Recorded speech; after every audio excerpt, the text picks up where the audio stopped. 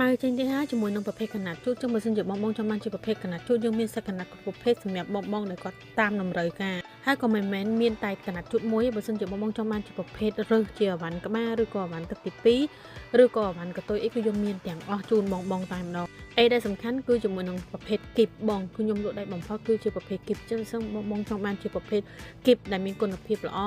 ហើយដែលមានចម្រោះច្រើនបងអាចធ្វើកម្មទិញខាងឃ្លាំងបងប្អូនបានហើយតើតើជាមួយនឹងតម្លៃខ្ញុំធានាប្រម៉ូសិនជូនដូចជាស្នែងជាមួយនឹងប្រភេទអាវកណាបែបនេះគឺក្នុងមួយគីបចំនួនច្រើនណាស់បង700អាវអញ្ចឹងក្នុងមួយគីបគឺចំនួនច្រើនហើយសេចស្អាតបែបហ្នឹងទៀតបងហើយដែលវែងគឺយើងមានរូតកមានជាប្រភេទកក្អមនិងកមូលលីចូលគ្នាសាច់មានជាប្រភេទសាច់ហាប់សាច់កាឡាលីចូលគ្នាតែម្ដងហើយក៏មកបង្ហាញ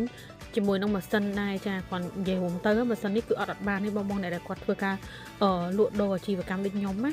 គឺយើងប្រើតែចំហាយទឹកគឺដាក់ទៅត្រង់សំខាន់ដាក់ទឹកចម្រោះបានរហូតដល់ទៅ3លីត្រដែលមិនចាំបាច់ងាកទៅថែមទឹកទេណាហើយអីដែលសំខាន់កម្លាំងភ្លើងខ្លាំងស៊ីភ្លើងតិចទៀតធានាគុណភាពជូនបងដោយម៉ាស៊ីននេះខ្ញុំលក់ចូល5ឆ្នាំហើយបងអញ្ចឹងឆ្លាញ់កុំភ្លេចធ្វើការកំងទាំងអស់គ្នាណាអរគុណ